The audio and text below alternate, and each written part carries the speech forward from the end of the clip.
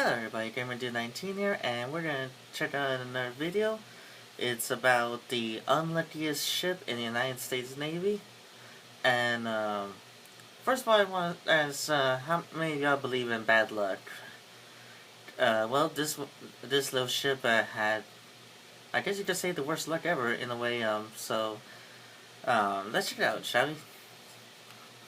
3, 2, 1.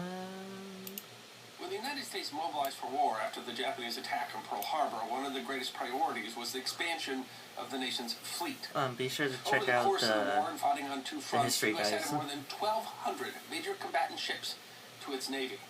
Those new ships represented 70% of the world's tonnage for naval vessels, over 1,000 tons. And men were needed to crew these new ships. More than 3.5 million men signed up for U.S. naval service during the Second World War. But there wasn't always adequate time to train all these new men to operate all these new ships. The crew of the USS William D. Porter, a destroyer that was also called sometimes the Willie D. and recognized as one of the most unlucky ships in the Navy, suffered from that lack of time for preparation. Their often unfortunate but ultimately heroic service deserves to be remembered. I've heard quite a bit about William D. Porter was constructed in Orange, Texas, and commissioned on July 6, 1943. The Fletcher-class destroyer was named for William David Porter, a naval officer who served in the American Civil War.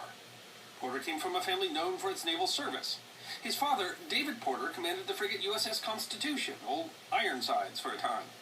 His adopted brother was Commodore David Glasgow Farragut, the Civil War naval commander, remembered for issuing the memorable order, "Damn the torpedoes, full speed ahead," during the Battle of Mobile Bay. With a length of 376 foot 6 inches and a beam of 39 foot 8 inches, the USS William D. Porter's main armament was 10 torpedoes with 500-pound warheads, 5 5-inch main guns, depth-charge racks and launchers, and anti-aircraft artillery weapons. Just 4 months after she was commissioned, the USS William D. Porter was assigned to a super-secret mission. President Franklin Delano Roosevelt needed safe travel to French North Africa on his way to the Cairo and Tehran conferences, where he was to meet with Churchill, Stalin, and Chiang Kai-shek to plan the course of the war. The summits were so important that Roosevelt brought the entire Joint Chiefs of Staff with him. The president was to be transported on the battleship USS Iowa, which would be joined by 2 aircraft carriers to provide air cover, and 3 destroyers, one of which was the Willie D., to provide protection from the German submarines that were prowling the Atlantic.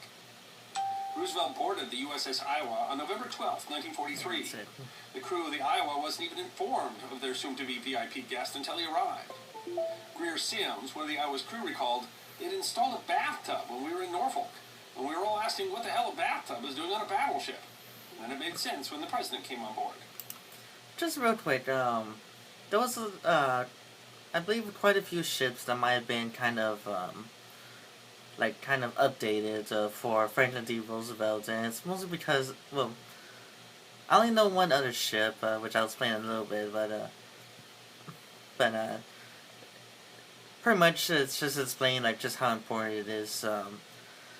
As for the other ship, sorry, I just don't rambling on, but the other ship is actually the USS Houston, in which it was a light cruiser, and she was the president's most favorite ship out of the United States Navy, from what I've read, and then that they had actually put in spaces where the president could manage to travel around on his wheelchair, and rest in peace of that shit, though. But as for the Iowa, that's quite interesting to hear. I didn't hear about that part, that they actually installed a bathtub for the president for his trip to Africa. Lieutenant Commander Wilfred Walter was put in command of the William D. Porter as she left Norfolk, Virginia to join the Iowa. As they departed, the ship's anchor clipped another destroyer and ripped off its life rafts, railing, and other small pieces of equipment, including a lifeboat. The Willie D. was on a tight schedule, needed to meet up with the other ships of its mission, so, unable to assist with repairs, she shipped out with only a short apology from Walter to the other commander. Yeah, that happened. Iowa and its escort were supposed to be traveling in radio silence and fast in order to clear the dangerous Atlantic as safely as possible. The first day into the mission, the Willie D. Very important for radio silence. It's so that way the U-boats and wouldn't be able to hear any kind of like radio interference. Something else with the static that goes on whenever communication goes on between the two ships. Oh, that's it. And so yeah, that's very important to be very quiet while traveling across the Atlantic. Accidentally dropped one of its depth charges in rough seas, and it exploded, sending the entire mission into battle preparations, believing they were being attacked by German submarines. The ship signaled its mistake, and everyone resumed the journey. Unfortunately, the next day, a large wave swept one of the William D. Porter's sailors overboard, and he was never recovered. Ouch. Tragedy was followed by engine trouble, when the wave caused one of the ship's boiler tubes to fail and forced it to fall out of formation until repairs could be made. The Willie D. broke radio silence again in order to fix its engine. Then, on November 14th, the Iowa ran a series of training games to demonstrate her capabilities to President Roosevelt. Her crew used her deck guns and fired at weather balloons. Roosevelt was able to enjoy the show from his wheelchair, which he had placed on deck. When some of the balloons from the Iowa drifted her way, the crew of the Willie D. also shot down some of the balloons, contributing to the president's show.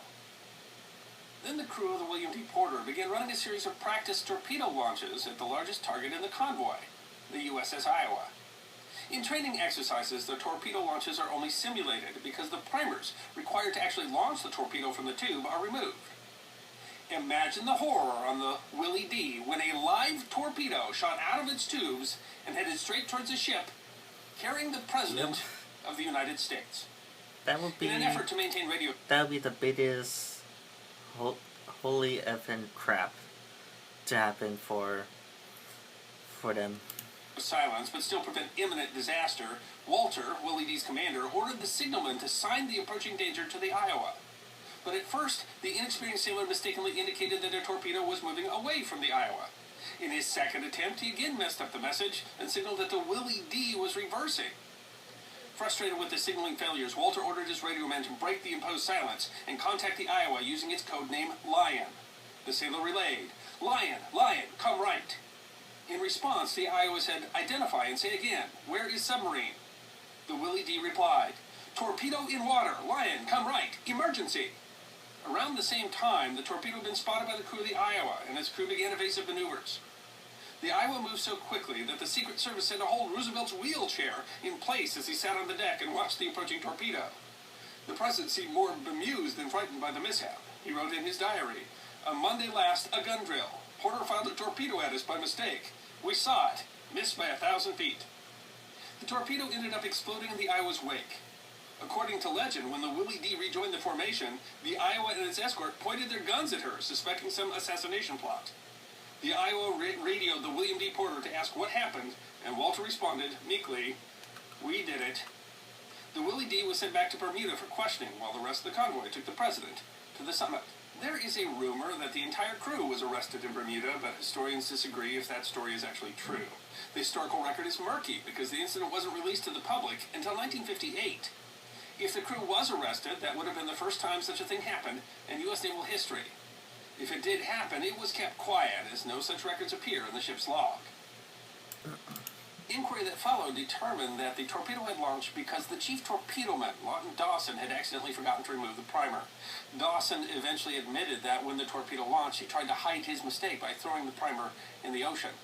Dawson was sentenced to 14 years hard labor, but FDR pardoned him and spoke up for the crew of the Willie D. He didn't think that their careers should be destroyed because they made a few mistakes due to inexperience.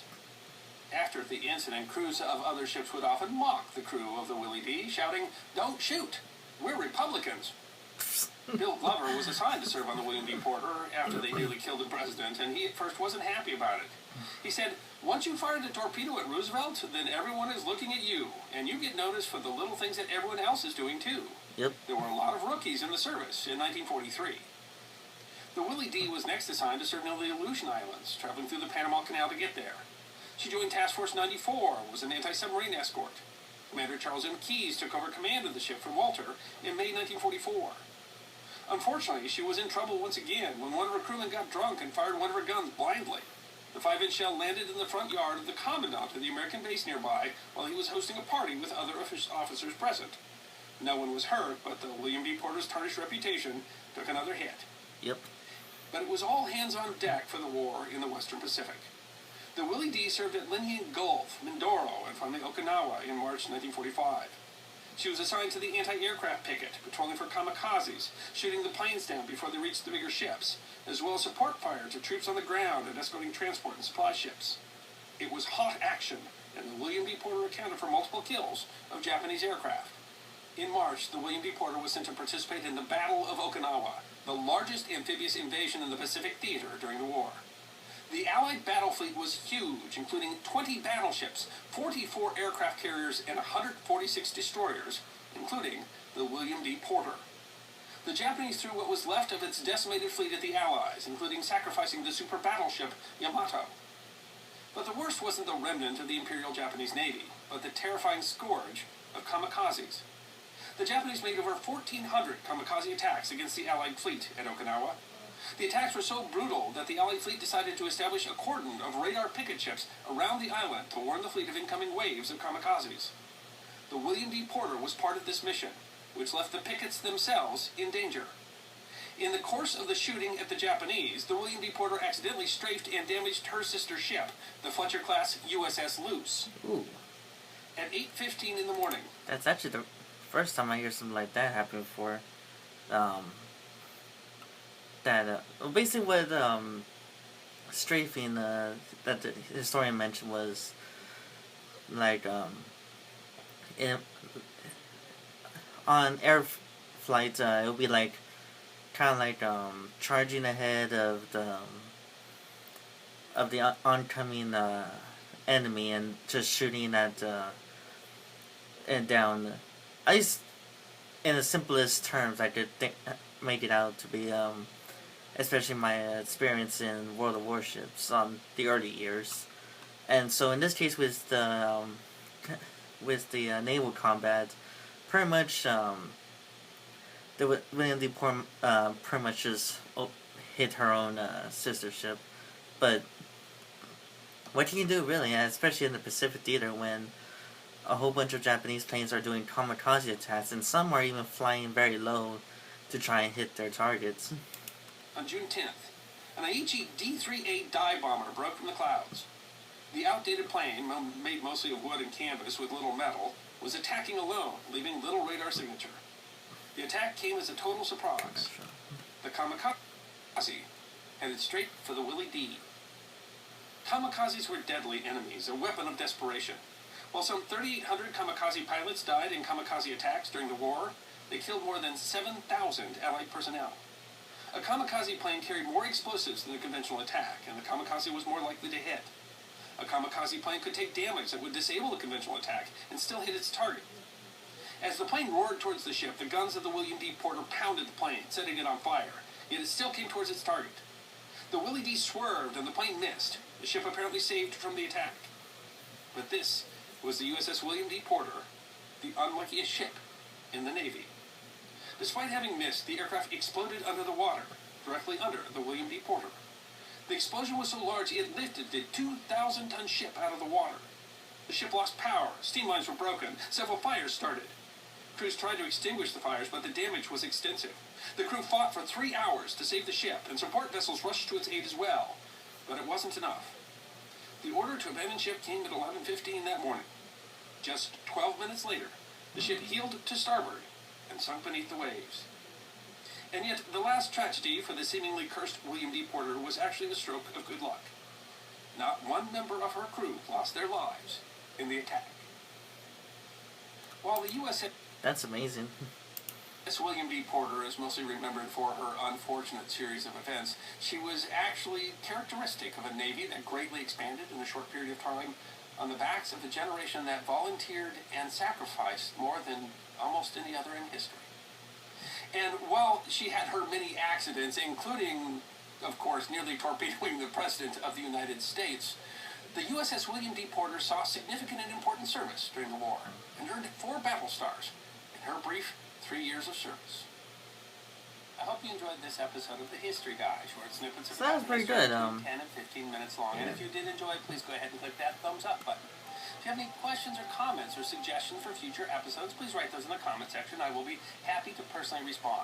Alrighty, so that was the story about the William D. Porter, the unluckiest ship in the United States Navy, and